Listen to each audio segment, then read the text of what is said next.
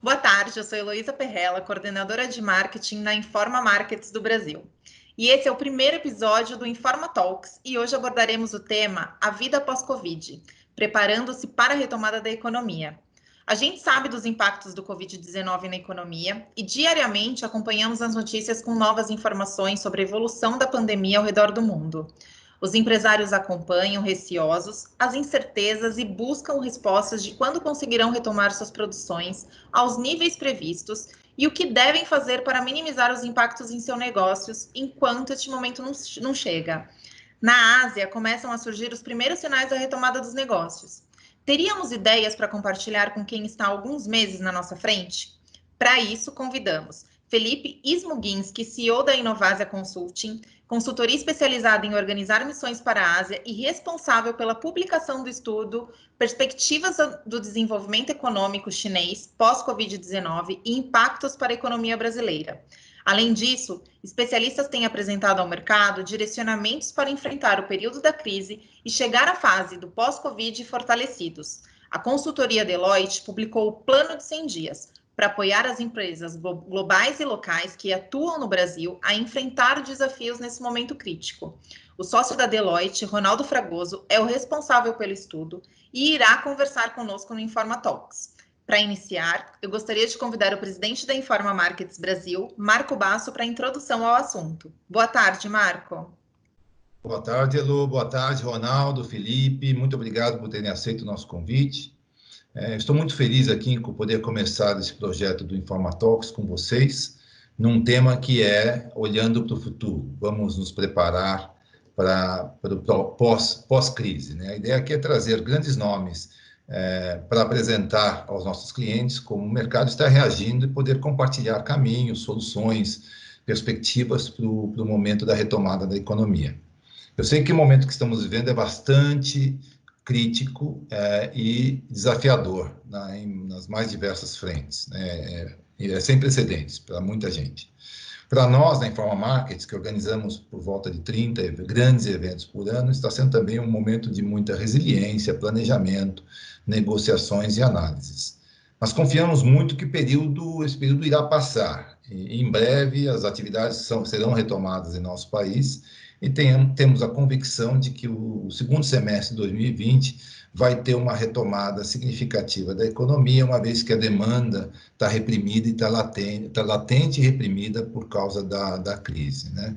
Essa retomada já está acontecendo em alguns países asiáticos. Hoje eu fiquei sabendo, por exemplo, que a Itália está pensando já em abrir o comércio, ou seja, estamos acompanhando aí os países que estão na nossa frente a se ajustarem para uma retomada.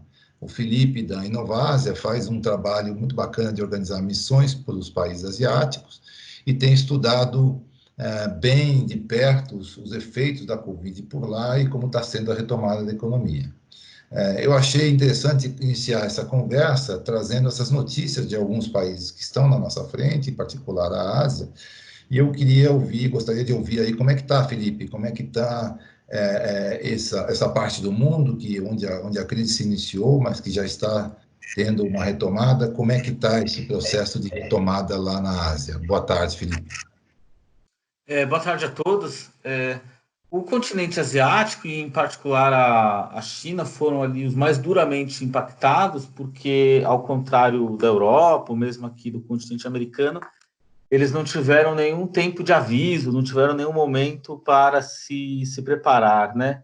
No caso particular da China, a epidemia ela eclode às vésperas do Ano Novo Chinês. Vocês sabem que a China é o país do mundo, da história da humanidade, que fez o maior processo de migração interna, de urbanização. Então, o Ano Novo Chinês ainda é um período que muitas pessoas viajam, voltam para o seu Laojia, a terra natal, lá, o hometown, o que foi extremamente desafiador no momento que você tinha que controlar uma epidemia. Agora, o fato objetivo é que nós tivemos um mês de fevereiro e um mês de março muito duro, muito difíceis ali, mas já agora em abril a situação ela é de surpreendente retomada. Inclusive, algumas indústrias no sul da China já trabalham com capacidade limite, ali funcionando a a 100%. Na região de Xangai, por exemplo, está previsto para a semana que vem a volta das aulas do ensino fundamental e também do ensino médio, as crianças voltando à escola, né? No caso da Coreia e Japão, os efeitos foram mais leves comparativamente à China. No caso desses dois países, eles adotaram uma técnica diferente, uma estratégia diferente da que foi adotada pela Europa e pela própria China, que foi a testagem em massa, né? Vocês devem ter acompanhado o noticiário, a Coreia fazia muitos testes.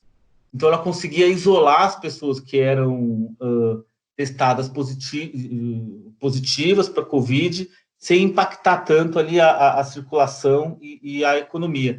No caso específico da China, isso foi mais difícil, porque você não consegue testar 1,4 bilhão de pessoas, né? Mas em todos esses 3 casos, neste momento, agora o mês de abril, já é um momento de retomada e volta à vida normal. Basicamente, como a gente ia dizendo, a China é ali a origem da pandemia, onde tudo acontece, né? E onde você precisa reagir sem ter muita informação anterior. Esse quadro que vocês estão vendo agora mostra, por exemplo, o impacto que houve você fazer o lockdown rigoroso, como a China executou. Se você olhar o crescimento econômico da China assim, ao longo de 40 anos, portanto, ali desde o final da década de 70, não há um único trimestre em que a China registra atividade econômica negativa. Este primeiro trimestre de 2020 é o único em 40 anos em que isso acontece, em que há algum nível de retração. No entanto, porque há uma demanda que foi reprimida, todos os sinais que a gente vê a partir de abril apontam justamente para uma retomada acelerada, sobretudo dentro do mercado doméstico, que é o mercado que voltou a funcionar. É claro que a gente ainda aguarda o comportamento dos mercados ocidentais, né? A China ela é a segunda maior economia do mundo, é uma potência por si só, tem um mercado doméstico muito grande, mas ela também é o maior exportador mundial, portanto, ela depende de como a União Europeia vai reagir, como os Estados Unidos vão reagir à crise, se haverá política anticíclica nesses países, né? Deixa eu ver se eu consigo. Eu tenho um slide aqui que vocês podem ver, tem 2 comparações aqui, a esquerda e a direita. De um lado, da esquerda, você veja que impressionante, são fotos da cidade à esquerda, de Xangai e de Shenzhen, há 4 décadas, que é mais ou menos a minha idade, eu tenho 40 anos, né? Então, quando eu era bebezinho, são essas fotos aqui da esquerda. E à direita você vê fotos atuais, fotos feitas agora em 2020. É um crescimento absolutamente vertiginoso e que pela primeira vez enfrentou ali um breve lapso, uma breve interrupção, né? De que forma essa interrupção foi enfrentada? O que a gente percebe na experiência chinesa é que eles optaram por um caminho, e aí há várias técnicas que você pode adotar. No caso particular deles, até porque eles não tinham informações anteriores, eles optaram por uma técnica de isolamento muito efetivo. Por exemplo, uma pessoa diagnosticada de forma positiva, ela testou positivo, ela não podia ficar sequer na própria casa. Ela era obrigada a ir para um centro de acolhimento, ali, de isolamento, porque você tinha o entendimento de que ela poderia, ao ter contato com parentes, familiares, infectá-los, as pessoas irem para o trabalho, irem para o supermercado, né? E no período em que houve esse lockdown, e lockdown stricto sensu, ele só existiu na província de Hubei, que é aquela província onde está a cidade de Wuhan. Ele basicamente durou 8 semanas, em torno de 2 meses. A cidade de Wuhan, em particular, que foi o centro mundial onde tudo aconteceu, ela voltou a funcionar essa semana que a gente está conversando. Os primeiros trens, voos comerciais e ônibus passaram a circular. Evidentemente, muitas medidas de controle foram e continuam sendo tomadas. As pessoas não saem à rua sem máscaras. Vocês podem ver na primeira foto aí no alto à esquerda, você tem o que seria o equivalente aos garis aqui do Brasil, né? Os trabalhadores da limpeza urbana. Veja como trabalham todos altamente paramentados e possuem equipamentos para desinfecção, etc. A temperatura das pessoas que saem às ruas ela é medida o tempo todo por termômetros, muitas vezes aplicado de forma distante, sem que a pessoa veja. Houve até algumas soluções em que eles usaram drones com câmeras térmicas que identificava se andando na rua ou numa estação de metrô, de trem, se tinha alguém que registrava febre. Se isso acontecesse, essa pessoa era abordada, questionava ali sobre seus sintomas e, eventualmente, ela era submetida a um teste, né? Vocês podem ver aqui, né, nesse slide, tem até a imagem de um carrinho ali, um robozinho. Esse carrinho, na verdade, ele é um carro agrícola, ele é feito para a aspersão de fertilizantes no campo da China. Ele passou a ser usado muitas vezes para fazer aspersão de soluções com cloro ou álcool em ambientes públicos, até protegendo os trabalhadores de precisar pessoalmente trabalhar na desinfecção, né? O resultado desse conjunto de esforços e também do uso de tecnologia, ele é muito positivo. Se você considerar que dentro da China você conseguiu manter o número de infecções no patamar de 80 mil e que as mortes efetivamente ficaram em torno de 3.300, são números bem mais significativos do que se a gente comparar com a realidade americana ou com a realidade italiana. Pesa para isso assim, uma série de fatores, inclusive de caráter cultural. Os povos asiáticos eles têm uma experiência prévia em lidar com epidemias. No caso da China, eles já tiveram a SARS no ano de 2003.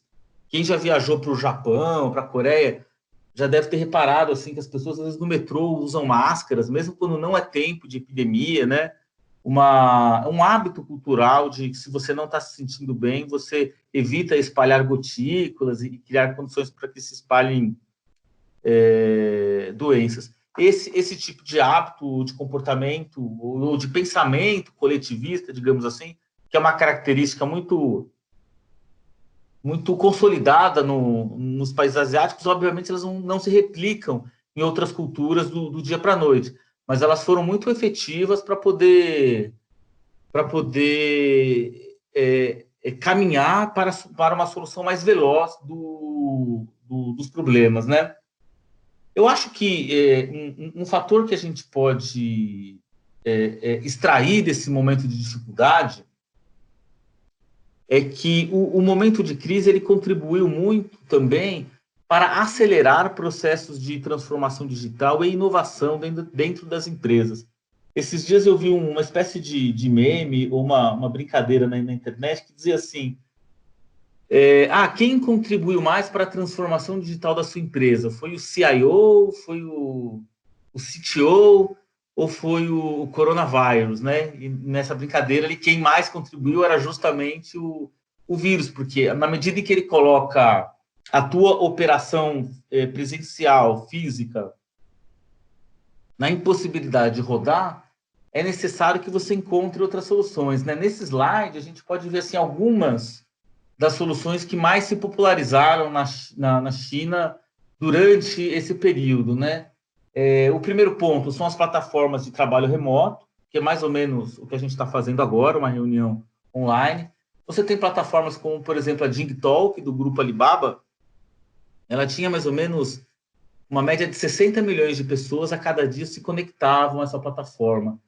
Durante o período da crise, esse número subiu para mais de 700 milhões de pessoas simultaneamente conectadas. Ou seja, muitas empresas que eventualmente eram resistentes ao teletrabalho ou essas plataformas de colaboração online fizeram esse movimento, né? No segundo item, vocês podem ver ali alguns exemplos de health techs. Você tinha, isso também era muito comum aqui no Brasil, uma discussão com as corporações médicas de quando pode, quando não pode fazer consulta ou atendimento remoto, né? No momento de epidemia, a pior coisa que você faz, se você está com dor de garganta, se você torceu o pé, é ir num pronto-socorro, porque ali vai estar infectado, vai estar cheio de pessoas com outras necessidades mais urgentes, né? Você vai prejudicar o sistema e vai se colocar em risco, né? Então, essas plataformas, como a AliHealth, elas permitem a consulta por videoconferência, armazenar dados de exames na nuvem, se consultar com especialistas remotamente. Eram questões que ficavam eventualmente enroscadas em debates do ponto de vista regulatório, não do ponto de vista tecnológico. Do ponto de vista tecnológico, sempre foi possível fazer essas conferências online, mas havia resistências que foram superadas, né? E há muitos outros exemplos, como eu mostrei em alguns slides atrás, de drones sendo usados para fazer aspersão de desinfetante, né? Um dos mais curiosos é o uso efetivo de carros autônomos para fazer delivery. Isso foi particularmente útil na cidade de Wuhan, em que houve um lockdown mais radical. Você tem carrinhos que já estão aptos a rodar, que tem ali a autodireção para circular na cidade, mas como ocorre em todas as cidades do mundo, há sempre o temor de que eles causem acidentes de trânsito, que não hajam as condições adequadas de segurança. Em um momento de crise, eles foram liberados pela autoridade regulatória e puderam circular, e o fizeram com eficiência. Então, eu fazia uma compra no mercado X, vi um carrinho autônomo, parava na porta do meu prédio, do meu condomínio, eu recebi uma senha no meu celular, eu digitava essa senha no meu celular, para não tocar em nenhuma outra interface, e ele abria uma gavetinha ali só correspondente ao meu pedido, para evitar que alguma pessoa pegue o pedido do outro, né? O que a gente pode perceber, olhando esse conjunto de soluções, é que basicamente a China, em particular, ela saiu mais moderna dessa crise. Porque as empresas e o setor regulatório, que pertence ao governo, acabaram pressionados a acelerar mudanças que mais ou menos vinham em testes ou sendo ensaiadas. Então, obviamente, ninguém comemora o que está acontecendo, mas se a gente pode ver um aspecto positivo, essa inovação que foi acelerada por conta do isolamento, sem dúvida, é uma contribuição que fica também para a economia após esse período, né? Evidentemente, todos esses exemplos que eu citei, comentei, de plataformas médicas muito disseminadas de atendimento digital, carros autônomos, etc., eles acontecem porque a China é uma economia que já está digitalizada há muito tempo, e ela tem uma taxa de digitalização muito elevada. Muitas vezes nós brasileiros, ou quem não tem muita proximidade com a China, vai ter uma ideia de associar o país a uma economia de baixo custo, mas também de produtos de baixa qualidade. Isso não é uma mentira, mas é uma realidade que foi ficando para o passado. É um país que se modernizou muito. Por exemplo, nesse slide, vocês podem ver assim, que várias das maiores empresas de internet do mundo são chinesas, vários dos maiores unicórnios são chineses, caso da Ant Financial, da ByteDance, que faz aquele aplicativo TikTok, que é uma febre agora na quarentena entre os adolescentes no Brasil. Mas vocês veem na idade aí, vocês veem no slide um senhor, que é um morador de rua, segurando 2 QR Codes ali. Ele isso não é conversa de apresentação, não é conversa de palestrante. Eu, viajando na China há 3 meses, isso aconteceu comigo, assim. Estava ali comprando um sorvete, se aproximou um morador de rua e me pediu um dinheiro, disse que estava com fome e tal. Eu disse para ele, o homem não tem dinheiro. Ele colocou a mão dentro da camiseta e falou, não tem problema, tirou um QR Code, exatamente como esse que vocês veem na foto, que é pedindo a esmola, a transferência de dinheiro por código de barras, por código QR, né? O que é uma demonstração de que até as pessoas mais excluídas da sociedade já usam o mobile payment. Então, quando você tem essa capilaridade das soluções digitais, que elas chegam até a pirâmide econômica da sociedade, isso facilita, evidentemente, a ascensão desses modelos de comércio autônomo e uso de outras soluções digitais inovadoras. Vários jornais ou especialistas em economia chineses passaram até a usar um termo nos seus artigos chamando de economia do isolamento ou economia contactless, pela enorme quantidade de soluções que surgiu durante esses criativos 2 meses em que as pessoas ficaram trancadas em casa, né? Agora, feito o esforço e obtido o resultado de você controlar a circulação, a explosão do vírus em um primeiro momento, o que a gente mede, e a gente mede com números, com estatísticas, é que a vida realmente voltou ao normal. Talvez não tenha voltado do ponto de vista psicológico, porque existe ainda uma espécie de temor, eventualmente até algum grau de depressão, que isso ainda está sendo muito estudado, observado, discutido na China, mas a atividade econômica, rigorosamente, ela retornou. Nós fizemos, a Inovásia fez uma pesquisa recente, a gente divulgou no final de semana passada.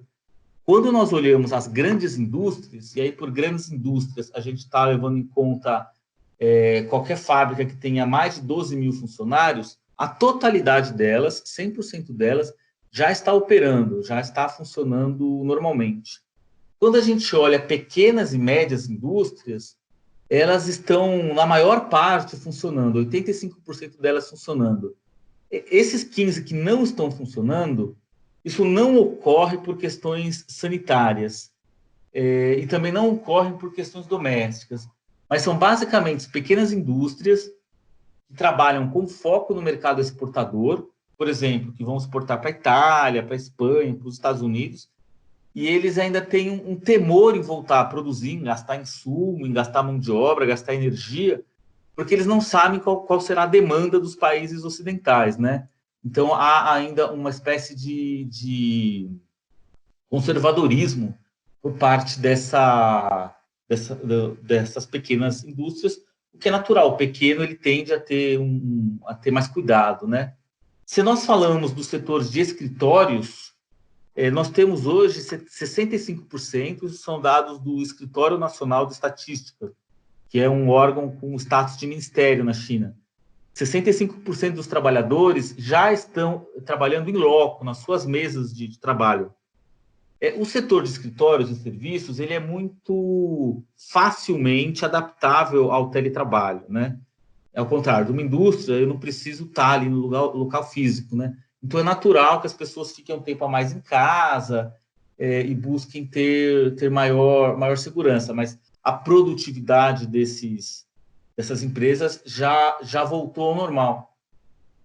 O que a gente percebe efetivamente como um dado negativo é que entre as pequenas e médias empresas há uma projeção de que 20% delas, então talvez 1/5, possam vir a decretar falência nos próximos meses. Elas enfrentaram, na China em particular, um enorme problema de fluxo de caixa, que eu acho que é o que toda média e pequena empresa está enfrentando no resto do mundo, onde se aplicou quarentena, inclusive no Brasil.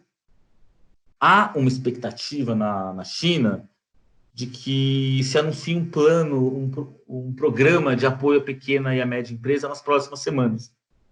Todos os anos, após o Ano Novo Chinês, e lá na China o Ano Novo ele é sempre o Ano Novo lunar, né? Então, ele é descasado com o nosso Ano Novo, que é 1º de janeiro. Sempre no Ano Novo lunar, sempre que acaba essa data, essas festividades, acontece uma reunião política, uma reunião ali da Assembleia Nacional do Povo, que é o congresso deles, que é unicameral. O congresso que tem quase 13 mil deputados e tal. Esse ano, essa reunião não aconteceu, justamente por causa da epidemia. Ela não tem data marcada, deve possivelmente ser marcada no final de abril, e acredita-se que nesse evento vai ser anunciado um plano para as pequenas e médias empresas, o que permitiria que elas se recuperassem. Mas, sem dúvida, esse foi um ponto, a experiência chinesa nos mostra isso, que esse segmento ele foi muito penalizado e que ele precisa de apoio para sobreviver. É o que a gente vê aqui com campanhas no Brasil do tipo apoia um restaurante, né? São segmentos que têm muita dificuldade.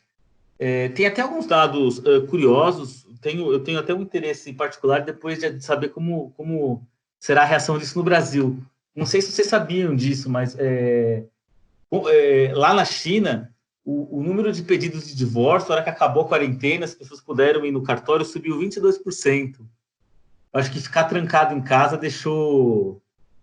causou problemas entre muitos casais, né? Tem um outro dado que talvez não é tão triste, esse é mais feliz, é que houve também um aumento das gestações, assim, né?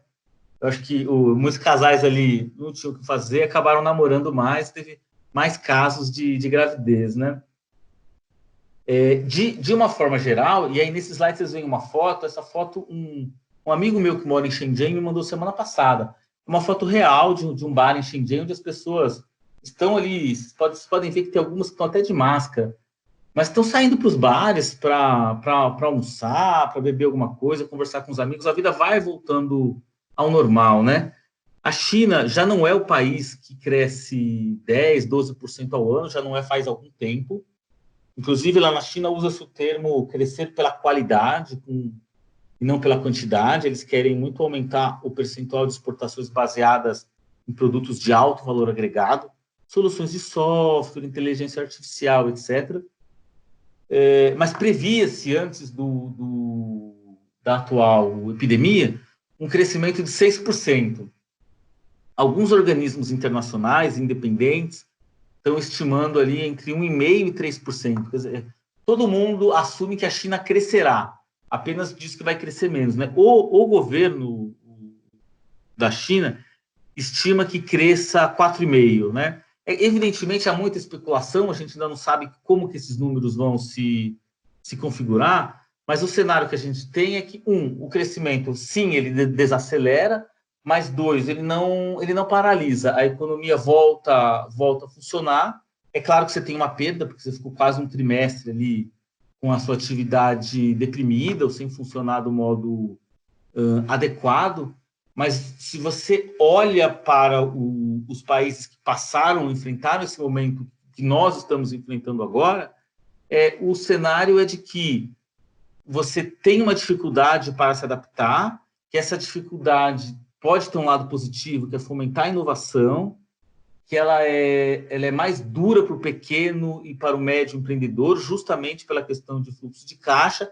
Agora, no entanto, superado esse processo, que talvez leve aí um mês e meio, 2 meses, no caso da China, o que acontece depois é uma retomada de uma vida próxima ao normal. Eu acho que você tem alguma espécie de comportamento, de efeito psicológico que permanece, mas também que as atividades econômicas voltam a acontecer, né? Esse é meu último slide, para quem está vendo, eu deixo aqui algumas indicações aí de alguns dos livros que eu mais gosto, para quem quer se aprofundar e saber mais sobre China. Na verdade, são 3 livros, e um deles não é um livro, um deles é um documentário que ganhou o Oscar em 2009, que fala justamente das diferenças culturais aí entre chineses e americanos. Pode ser uma de o conhecimento. Esse, em linhas gerais, era mais ou menos o que eu queria compartilhar sobre o que foi a experiência chinesa, que eu acho, entre pontos positivos e negativos, deixa um certo ar de esperança, né? Na China, inclusive, o fim do lockdown da crise, ele coincidiu com o fim do inverno. Acho que isso foi muito bonito, assim. Então, estava a primavera chegando, as flores nascendo, as últimas geleiras no norte da China, onde é mais frio, derretendo, o clima ficando mais quente, as pessoas podendo voltar à rua. Acabou tendo até um significado poético essa coincidência entre clima e o retorno à atividade econômica. Bom, obrigado, Felipe. Foi legal a apresentação, nos dá um pouco de alento, esperança. Eu concordo contigo, acho que esses poucos meses, né, se a gente considerar a história dos países e tal, 2, 3 meses é um período relativamente curto de tempo, que causou, obviamente, um impacto importante, mas essa introdução mais acelerada da digitalização na vida das pessoas é uma coisa que vai ficar, né, como legado dessa crise. E também é interessante ver que o processo de retomada ele vai se dar com certa celeridade, né, porque a demanda está reprimida. Você vê que algumas das fábricas que você falou já começaram 100% de atividade, ou seja, existe aí um, um, um cenário positivo, apesar dos malefícios da crise, um cenário positivo para quem se preparar bem para essa retomada. Nós temos essa vantagem de estar na frente, quer dizer, estar uns 2, 3 meses atrás e poder olhar isso agora e falar, tá bom, eu sei que isso vai acabar em algum momento, é melhor eu começar a preparar agora, né? Porque se a gente considerar que nós iniciamos a nossa crise em final de fevereiro, botar 3 meses para frente, nós estamos falando final de maio, né? Ou seja, essa retomada se daria final de maio, começo de junho, se seguirmos esse modelo China, né? Então, existe agora, no meio de abril, um interessante período para a gente começar a fazer um processo de preparação. Nesse sentido, né, Elo, que você agora chama o Ronaldo para falar um pouquinho mais sobre exatamente isso, né? Como se preparar, não é isso? Pois é, enquanto esse momento de pós-crise não chega, né, como que a gente deve se preparar para enfrentar e chegar até lá, né?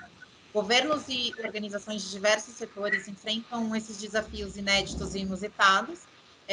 Esses cenários, impactos ainda são incalculáveis e podem atingir todas as dimensões de negócios. No Brasil, esse cenário traz disruptivas imediatas para empresas globais e locais que operam no país. E durante esse contexto de exceção, é preciso, como um primeiro passo, preparar e gerenciar a continuidade dos negócios.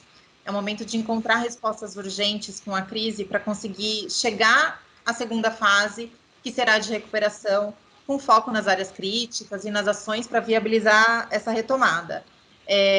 Por último, será planejar a volta à normalidade em um contexto de mercado. Todas essas etapas foram detalhadas e estudadas pela Deloitte e publicada no plano de 100 dias. O Ronaldo Fragoso, que é um dos nossos convidados para o Informa Talk, irá nos contar os detalhes desse estudo. Tá bom, obrigado, Heloísa, e obrigado pelo convite.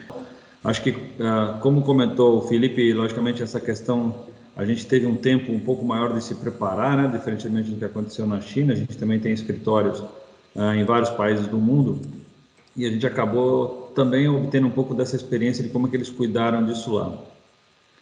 E se a gente olhar pelo conceito de crise, normalmente a gente já vivenciou, pelo menos nos últimos 20, 30 anos, algumas crises relevantes, sejam elas na questão da crise do 11 de setembro, que foi uma crise de segurança.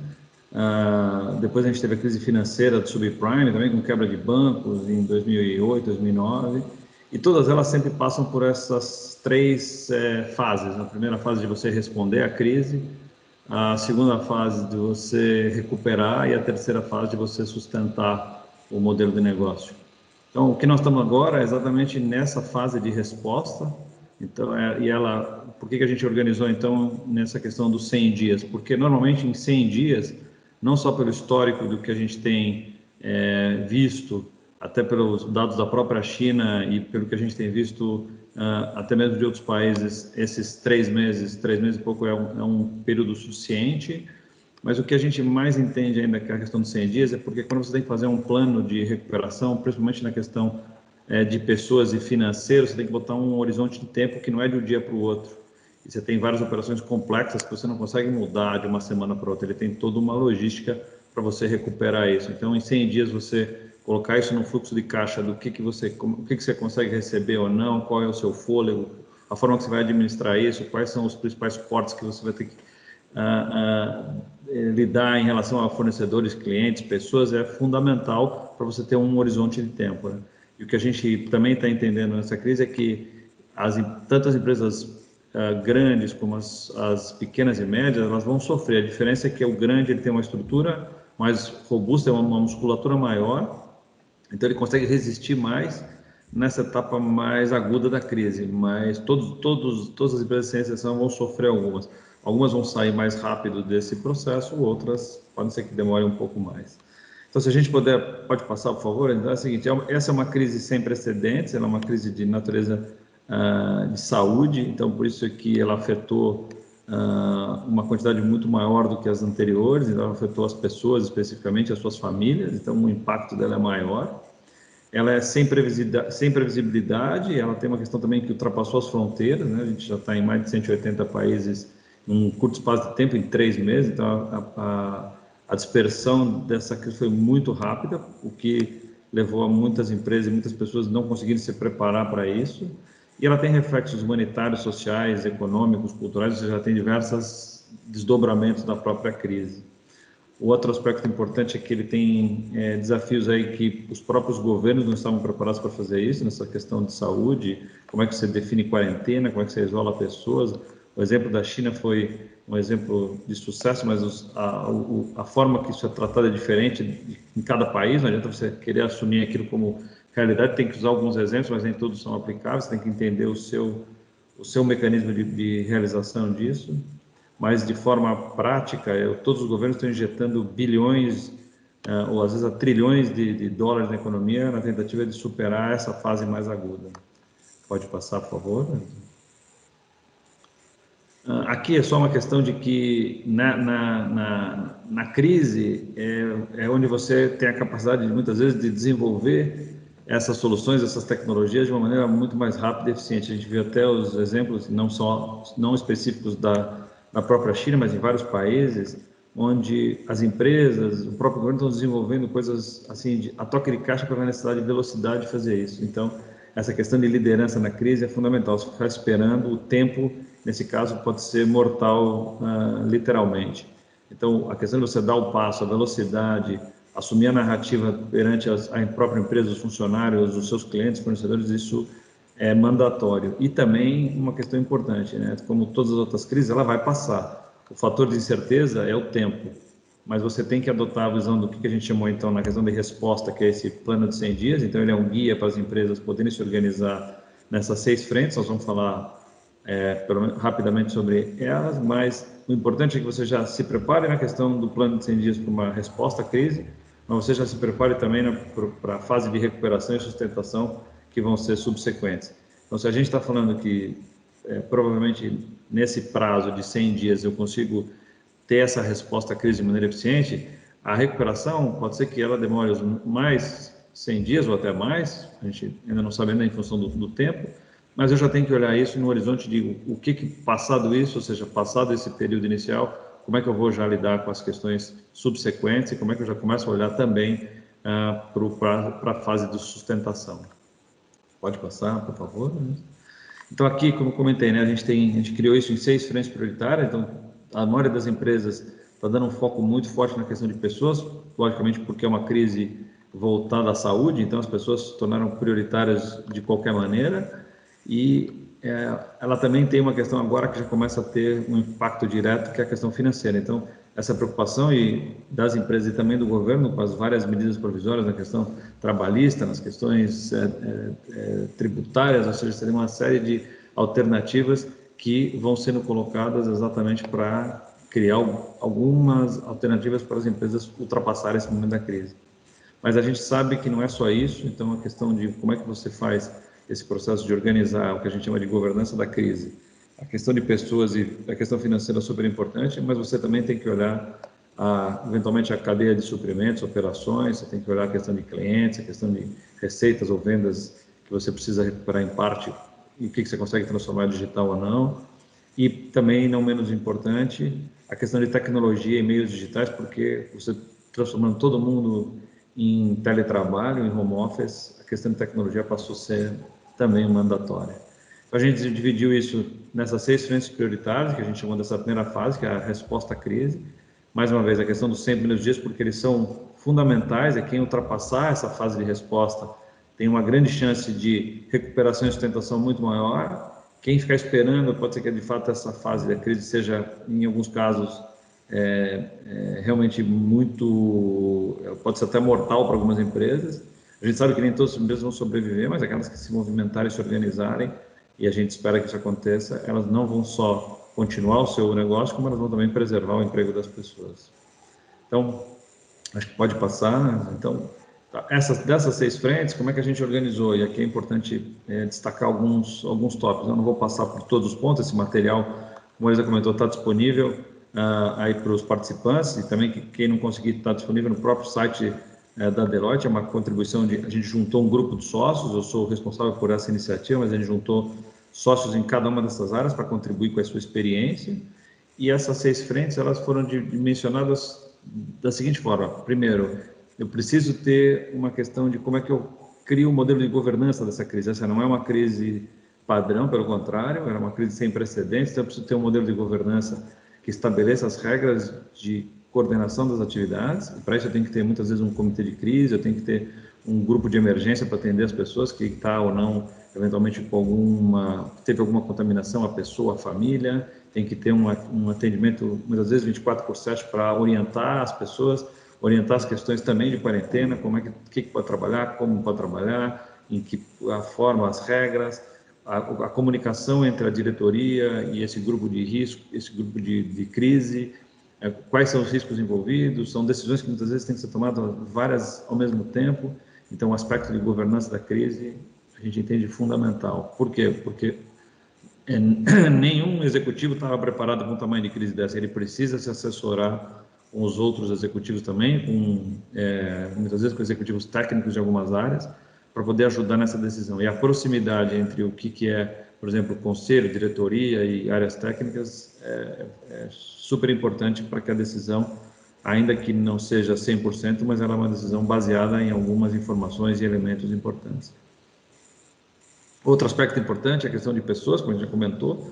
Pessoas na condição da crise do Covid-19, por ser voltada à saúde, ele é prioritário, então as empresas se movimentaram muito nessa questão de atender, entender o que está acontecendo, conversar diretamente, mandar as mensagens, instruir, a questão de transparência em relação ao que está sendo feito, mas também, já olhando isso nas novas regulamentações que permitem, por exemplo, a diminuição de jornada, a diminuição de salário, a forma de fazer isso, como vai ser comunicado, as pessoas tendem a entender esse momento da crise, porque lógico que elas estão vivenciando isso também, então a forma que você vai fazer, e de novo, tentando reduzir a questão de desligamentos. Desligamentos podem acontecer, mas a ideia é que você ache alternativas para que você não vá para alguma decisão que depois lá na frente pode ser muito mais custosa para a empresa, porque ela repor pessoas importantes vai custar muito mais. Então tem alternativas de financiamento, alternativas de postergação da folha, alternativas de renegociação, tem várias formas de fazer isso. E nesse aspecto, a questão de impactos financeiros, o caixa é elemento mandatório para ultrapassar essa crise. Então, aí sim, a questão novamente do plano de 100 dias é o horizonte de 13, 14 semanas que dá os 100 dias olhando o caixa e o que é possível, quais são os reflexos disso no primeiro mês, no segundo mês, no terceiro mês, as alternativas que você já tem, alternativas de financiamento, o que você consegue negociar com fornecedores, o que você consegue antecipar com clientes, o que você consegue financiar, as linhas do BNDES, dos bancos. E, de novo, mesmo em alguns casos de contrato, que a gente tem visto algumas empresas usando o conceito de força maior para renegociar contrato, a gente sabe que pode acontecer, mas também não é a melhor alternativa, tem que esgotar outras, porque se todo mundo usar isso, você para o ecossistema, então todo mundo vai parar ou vai querer suspender ou cancelar contratos. Então também é um problema que tem que ser olhado à ótica do propósito da própria empresa e que ela entenda que essa é uma fase, a crise vai passar e algumas alternativas têm que ser analisadas com vários cenários, né? Então acho que essa questão do impacto financeiro ela tem que ser desdobrada nesse questão do fluxo de caixa nesse horizonte de 13 semanas para exatamente criar um mecanismo de avaliação quais as alternativas possíveis e o que realmente pode ser feito.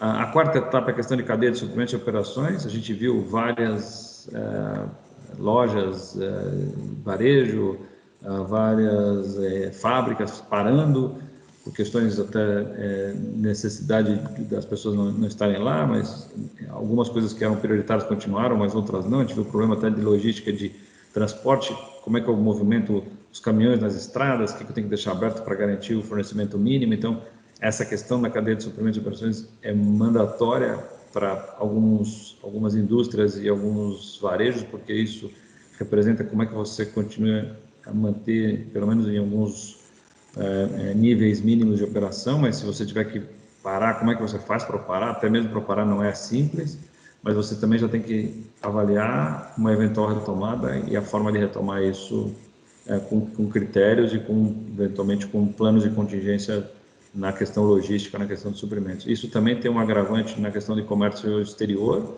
onde você tem todo um processo de exportação e importação, que também tem que ser avaliado para garantir que isso, o impacto, ainda que haja, ele seja avaliado da melhor maneira possível.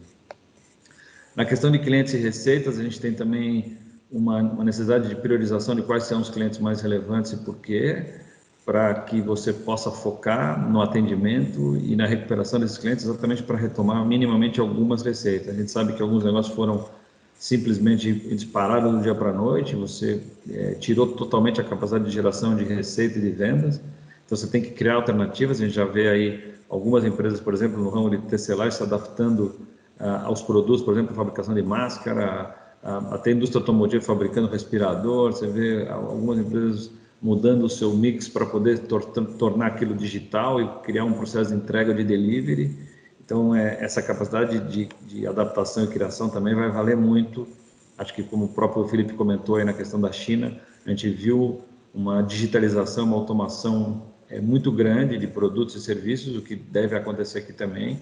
E as empresas têm que olhar isso não só para poder manter o nível de atividade, mas também criar receitas novas ou criar um modelo de vendas diferente.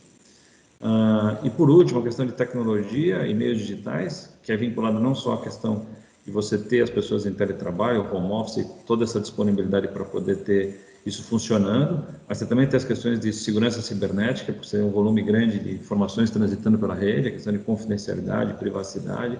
Você tem que olhar isso porque o nível de exposição vai ser maior do que era, e você também tem que olhar as alternativas de tecnologia em cloud, a questão de como é que você cria informações de dashboards, digitalização, aproveitar, porque você vai precisar disso, você não vai ter mais a condição de discutir isso em reuniões presenciais, então você vai depender de que a digitalização e a informação ela seja ainda mais acurada e mais eficiente. Então, acho que eu dei uma repassada, como eu falei, eu não passei item a item. Se vocês olharem, cada um desses tópicos tem algumas sugestões que a gente colocou como um guia para as empresas, olhando, né? Então, aqui, como eu falei, cada um desses aqui tem tópicos nele, como eu falei, desde a gestão da crise, a questão de pessoas, a questão dos impactos financeiros nas suas várias dimensões, a questão de cadeia de suprimentos e operações também, e a questão clientes, e por último também a questão de tecnologia e meios digitais. E por último, para finalizar, pode passar mais um, por favor, Elisa? Eu queria só destacar que a gente focou nessa questão da resposta, que é o momento mais agudo da crise do plano de 100 dias, mas ele já tem também nesse guia quais são as iniciativas necessárias para a etapa de recuperação e sustentação e quais áreas e responsáveis, no nosso entendimento, primariamente deveriam ser envolvidas. Então, por exemplo, na questão da governança, tem que envolver o board, tem que envolver o CEO, tem que envolver o diretor de risco de estratégia, depois na questão de pessoas, o diretor de recursos humanos ou o CEO e assim por diante. Então, é uma forma, um guia pelo menos, para que as empresas possam passar em cada uma das etapas e garantir que o seu processo de resposta à crise está organizado, ele tem uma linha baseada aí no que a gente já tem de experiência até de outros países e customizado a uma realidade aqui no Brasil. E, de novo, esse material está todo no nosso site, vocês podem baixar lá. A gente tem uma série de publicações em relação à própria Covid-19, ajudando aí nesse processo a todos nós passarmos o mais rápido possível, tá bom? Então, acho que era isso a minha contribuição aí. Fico aberto para perguntas aí, por favor, aí Marco, Felipe, como quiser, e Heloísa também.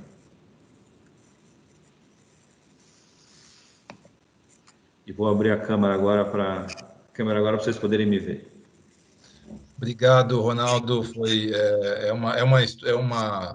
É um pensamento estruturado, né, que ajuda as empresas a se prepararem para ter alguma preparação para poder se estruturar, tanto no período da crise quanto no pós-crise de sustentação. Eu acho que é um trabalho bem interessante, eu acho que vale a pena ser explorado. Como você falou, vai estar disponível, a gente vai disponibilizar, mas está no site da Deloitte também, para aquelas empresas que queiram estar aí fazendo uma preparação adequada estruturada, na verdade, né? Um pensamento estruturado para poder se posicionar melhor. Eu, particularmente, pessoalmente, por ser uma pessoa otimista por natureza, acho que a demanda está reprimida, a demanda vai voltar, e vai voltar com força, talvez no segundo semestre, assim que puder haver a interação com o mercado. E, como eu falei, as empresas que tiverem melhor condições vão se dar melhor. Existe uma enxurrada de dinheiro de vários governos sendo despejada na economia para tentar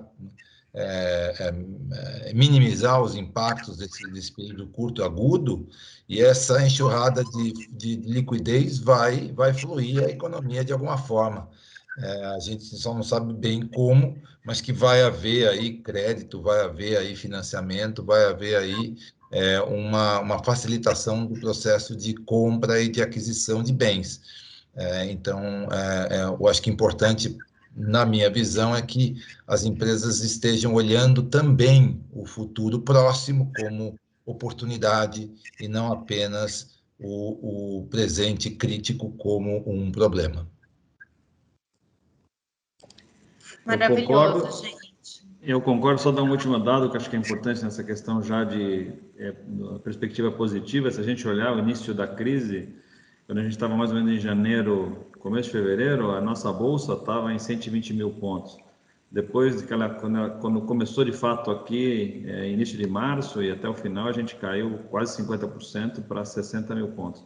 Nós já, exatamente por essa perspectiva positiva que a gente tem que olhar, né, que o mercado financeiro sempre está à frente do que nós estamos discutindo, nós já estamos voltando aí pelo menos a quase 80 mil pontos aí, que é um patamar que não se sabe se ele vai para cima, vai depender, mas já é um sinalizador que a economia começa a entender que o pior já passou e a gente está numa fase de recuperação. Ainda lenta, gradual, vai depender dos dados aí das próximas semanas. Eu também sou otimista que a gente vai melhorar e a gente vai acompanhando isso ao longo do tempo em conjunto. Eu queria fazer uma pergunta para o Ronaldo. Claro. Por favor.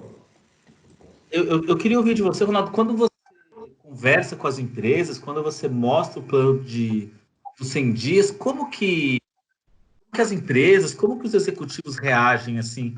Você sente que eles estão bem conscientes desses passos que você mostrou aí de forma estruturada? Você sente que ainda tem muito medo, insegurança em relação ao futuro? Vamos separar essa pergunta em dois blocos, vai?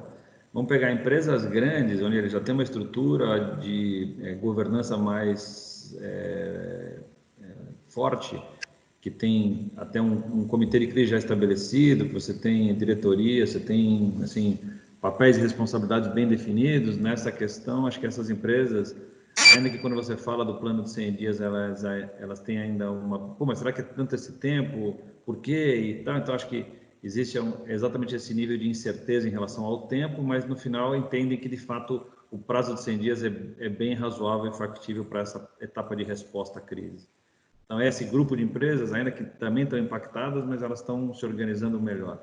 O maior risco que a gente está vendo são nas pequenas e médias, porque elas não têm essa estrutura, não têm o fôlego nem a musculatura para se organizar nas várias frentes, e a partir do momento que ela começou a sair da preocupação inicial de preocupar com as pessoas, isso foi feito, agora ela está numa realidade de que ela precisa ter acesso à questão financeira, é uma questão de sobrevivência, essas linhas não são fáceis de serem ativadas, ainda que o governo queira fazer, a gente conhece, o nosso processo ele é mais burocrático, é difícil, e a gente está vendo essa dificuldade para poder conseguir, quase como se fosse uma necessidade de sobrevivência na questão financeira. Então, a gente ainda não está vendo olhar dessa maneira organizada nas demais áreas, principalmente nas pequenas e médias, porque ele está lutando ainda por um processo de sobrevivência, que ele fala, pô, se eu precisar ficar mais 2 meses parado, eu não consigo chegar lá. Então, acho que vamos dividir dessa forma. Mas mesmo as grandes, alguns estudos mostram que, mesmo as empresas de capital aberto, as grandes, 50% não tem caixa para ultrapassar 3 meses de crise. Então, também é uma preocupação que elas estão agora se movimentando. A diferença é que o grande tem uma possibilidade de acessar isso de maneira mais organizada. Então, eu dividiria isso nesses 2 blocos, mas a gente está vendo agora que, passado essas 3, 4 semanas, de uma forma ou de outra, as empresas estão se organizando em maior ou menor grau nessas 6 etapas, porque depende do tipo de atividade, algumas dessas etapas são mais importantes que as outras. Não sei se eu respondi, Felipe, mas... Perfeito. Gente, eu gostaria muito de agradecer a participação de vocês, Marco, Ronaldo, Felipe, nesse primeiro episódio do Informa Talks. E a gente espera que essa conversa tenha trazido inspiração e confiança para que todo mundo consiga enfrentar esse momento, né? E que daqui para frente a gente consiga colher boas experiências e bons frutos disso tudo. Queria deixar também aqui um recado para vocês seguirem a gente nas redes sociais, @InformaMarketsBrasil com Z. E é isso. Até o próximo Informa Talks. Ok, boa tarde a todos. Obrigado, foi um prazer. Obrigada, viu, gente? Obrigado, até logo. Obrigado pelo convite. Tchau.